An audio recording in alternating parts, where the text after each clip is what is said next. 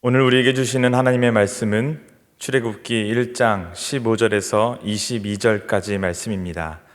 애굽 왕이 히브리 산파 십브라라 하는 사람과 부하라 하는 사람에게 말하여 이르되 너희는 히브리 여인을 위하여 해산을 도울 때에 그 자리를 살펴서 아들이거든 그를 죽이고 딸이거든 살려두라. 그러나 산파들이 하나님을 두려워하여 애굽 왕의 명령을 어기고 남자 아기들을 살린지라. 애굽 왕이 산파를 불러 그들에게 이르되 너희가 어찌하여 이같이 남자 아기들을 살렸느냐. 산파가 바로에게 대답하되 히브리 여인은 애굽 여인과 같지 아니하고 건장하여 산파가 그들에게 이르기 전에 해산하였더이다 하매 하나님이 그 산파들에게 은혜를 베푸시니 그 백성은 번성하고 매우 강해지니라. 그 산파들은 하나님을 경외하였으므로 하나님이 그들의 집안을 흥왕하게 하신지라. 그러므로 바로가 그의 모든 백성에게 명령하여 이르되 아들이 태어나거든 너희는 그를 나일강에 던지고 딸이거든 살려두라 하였더라. 아멘. 오늘 본문을 가지고 믿음을 지킨 사람들이라는 제목으로 하나님 말씀 함께 나누도록 하겠습니다. 우리는 어제부터 출애굽기를 묵상하고 있습니다. 출애굽기는 한마디로 표현하자면 하나님의 구출 대작전이다 라고 표현할 수 있을 것 같습니다. 노예로 살던 이스라엘 백성들을 해방시키시고 자유를 누리게 하신 그 여정을 담고 있는 책이 이 출애굽기입니다. 이 내용은 그 당시 역사적인 사건이지만 동시에 이것은 오늘을 살아가는 우리들에게도 똑같이 적용되는 내용입니다. 죄의 종로를 타던 삶, 마치 노예와도 같았던 우리의 삶이 예수님을 구주로 영접하게 됨으로 말미암아 해방되는 것이고 또한 그리스도와 함께 왕노릇하며 자유를 누리는 존재가 되었다라는 점을 볼 때에 이 출애굽기는 우리의 삶 가운데 동일하게 역사하고 있는 것을 우리가 알 수 있습니다. 애굽에서 탈출한 이스라엘과 하나님의 자녀로 부름받은 우리의 삶은 공통점이 있습니다. 그것은 바로 모든 것이 전적인 하나님의 은혜라는 것입니다. 출애굽기 당시의 사람들도 그랬고 우리도 그렇고 스스로의 힘으로는 구출당할 수 없었고 하나님을 알게 될 수 없는 존재가 바로 우리라는 것입니다. 그런 의미에서 우리는 이 출애굽기의 사건이 우리에게 참 은혜의 책이다라는 것을 깨달을 수 있습니다. 본문의 배경은 애굽의 총리였던 요셉이 죽은 다음 애굽의 새로운 왕이 다스리던 때입니다. 어제 본문이었던 8절에 요셉을 알지 못하는 새 왕이 등장합니다. 이 왕의 이름은 툰모세 1세라는 사람입니다. 이 사람은 이집트 정통파라는 정치 이 파에 속해 있던 사람이었습니다. 이 이집트파의 반대파가 있었는데 그 파 이름이 바로 힉소스파였습니다. 이 힉소스파는 요셉이 총리로 있던 그 시대에 이집트의 왕이 바로 이 힉소스파 출신의 왕이었던 것입니다. 지금 왕인 이 툰모세 1세는 이집트파이기 때문에 이집트파였던 이 툰모세 1세의 입장으로 볼 때는 힉소스파 왕이 다스리던 통치하던 때의 총리였던 이 요셉의 후손들이 지금 이집트 땅에 애굽 땅에 많아지는 사실이 굉장히 불편한 상황, 그리고 정치적인 위협으로 받아들일 수 있는 상황이었던 것 같습니다. 그래서 이 툰모세 1세 이집트 왕은 이스라엘 사람들을 학대하기 시작합니다. 학대를 하지만 하면 할수록 번성했다라고 이야기를 하고 있습니다. 이것이 출애굽기의 배경입니다. 오늘 본문 15절에 십브라라는 히브리 산파 그리고 부하라는 사람이 등장합니다. 십브라라는 말은 아름다움이란 뜻이고 부하라는 이름은 찬란하다라는 뜻이라고 합니다. 왕이 산파에게 명령하는 이 말이 무엇이냐? 히브리 여인이 아이를 낳을 때 잘 살펴보되 남자아이면 죽이고 여자아이면 살려두라 라는 명령을 내립니다. 왜 그랬을까요? 바로 이집트파였던 이 왕이 이 힉소스파 때 왕 그 민족 말살 정책을 펼치고 있는 것입니다. 요셉의 후손들 늘어나는 거 나 너무 싫다라는 것입니다. 그러나 이 산파들은 이 명령, 왕의 명령 앞에 반응하지 않았습니다. 이 사람들은 하나님을 두려워하여 하나님을 믿음으로 반응하며 하나님 왕의 명령을 거역하는 장면이 오늘의 본문입니다. 이 결정이 쉬웠을까요? 결코 쉬워 보이지 않습니다. 여러분, 우리가 세상을 살아가면서 얼마나 많은 유혹들이 있습니까? 하나님을 사랑한다고 말하지만, 믿는다고는 말하지만 눈앞에 이익 앞에 직장에서 많은 결정들 내릴 때 정직하지 못하고 하나님이 기뻐하시지 않는 불신앙의 결정들을 내리는 경우가 적지 않습니다. 성경을 말합니다. 그런즉 너희 하나님 여호와께서 너희에게 명령하신 대로 너희는 삼가 행하여 좌로나 우로나 치우치지 말라라고 말씀하십니다.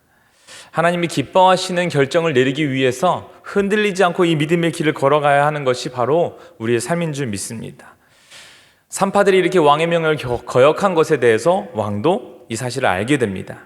18절에 왕이 이 산파들에게 묻습니다. 어찌하여 이같이 남자아이 아기들을 살려두었느냐? 산파들이 대답합니다. 그것도 아주 유머러스하게 왕의 명령을 받아치는 것을 우리가 볼 수 있습니다. 두려운 마음을 굳게 붙잡고 그들이 이를 악물고 담대하게 농담조로 대답을 합니다.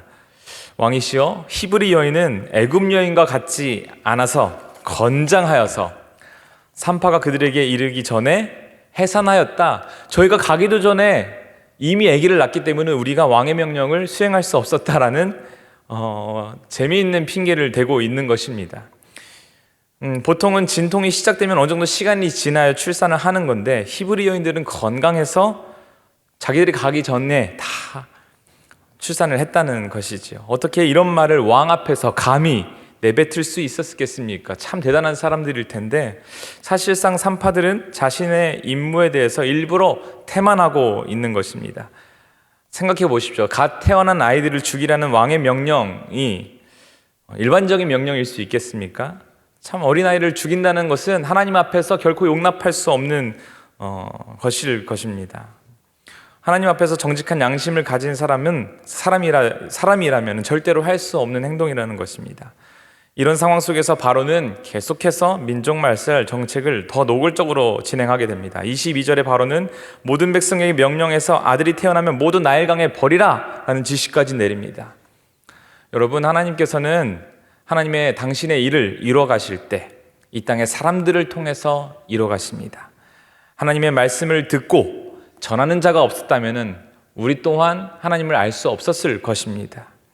출애굽기의 이 위대한 구출 작전이 완성되기까지 수많은 사람들의 믿음의 행동들이 있었습니다. 오늘의 이 산파들의 행동, 그 믿음으로 신앙을 지킨 자들이 있었기 때문에 그리고 이 하나님을 두려워하는 산파가 있었기 때문에 놀라운 기적, 이 출애굽기가 이루어지게 된 것입니다.